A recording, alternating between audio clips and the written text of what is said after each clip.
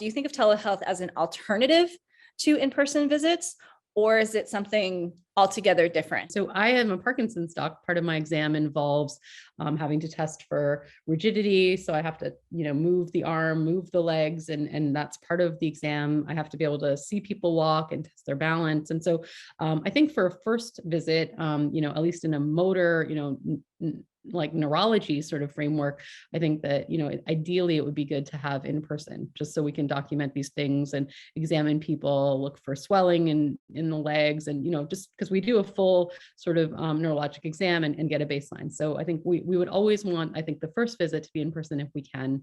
Follow-up visits, if people are very stable, I have no issue with, doing maybe every other visit, for example, on a telehealth sort of modality. If we're just checking in, patients are on stable medications, I'm not making a lot of changes, I think that that's absolutely fine. We can sometimes engage more family members because they're in the background, and see people in their environments has been sometimes helpful, because, I can see the staircase that the patient may be able to fall down. In your case, Jenna, I can see some stairs back there. And so if you were one of my patients, I'd be like, how is it navigating those stairs? And so we can see people in their own environments and maybe see some safety issues that may present themselves. So I think that those are some added kind of benefits. One of the other downsides is that, often at the end of the visit, I will write out, changes in medications, and I can actually inspect the pill bottles and things like that in person, and make sure that, everyone's on the same page about any changes that are being made. Often with these televisits, people have to go on a portal to find, the written changes and make sure that they're downloading those instructions. So it just adds sometimes a bit of a disconnection between what I'm telling the patient and what they're actually able to do. Sometimes when the instructions are written for them, I have them look and then tell me back what they're planning to do. And then we make sure that everyone's on the same page. So sometimes, that sort of ability to translate, what the sort of plan is sometimes a bit disconnected. So those are sort of my takes from a motor standpoint, especially as a neurologist. I'd love to hear also what Greg thinks as a mental health provider in this space. Yeah, no, as Indu points out, psychiatric practice and the logistics of a psychiatric practice are a little bit different, but I share her bias for in-person. There's just a warmth and connection that really isn't facilitated through telehealth applications at this point. Who knows what the future holds? So when I think of telehealth services, I think of them more as a complement to in-person care at this point. Now, they may evolve to become more than that, but I certainly think they offer a lot of opportunities. So, Indu mentioned a few of them. So one is you really do get a look into the patient's home environment, which can be invaluable. In my case, I've actually met more of the family because everybody's sort of locked down in pods. And so, you sometimes meet aunts, uncles, siblings, who knows, whoever happens to be there at the time, which is a wonderful opportunity. But, I really think it gets back to access. And, during the pandemic, obviously there's a risk associated with coming to a place like a hospital or an outpatient center.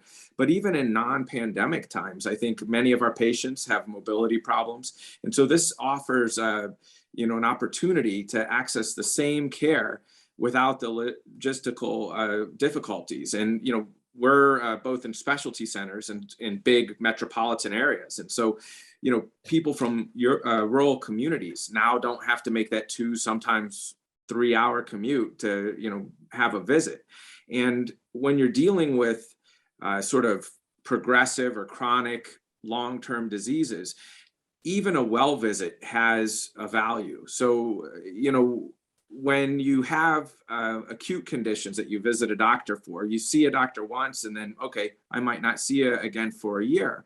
But in progressive conditions, keeping up to date on the current baseline is really important, because if there's a change from that baseline, it can signal a problem. And so I think telehealth is useful for that as well, because it sort of eliminates many of the barriers to those visits that might otherwise be canceled or blown off on both sides. And so I think it's really going to be a matter of facilitating this both on the patient side and the provider side, in terms of making sure that insurance and benefits cover these services.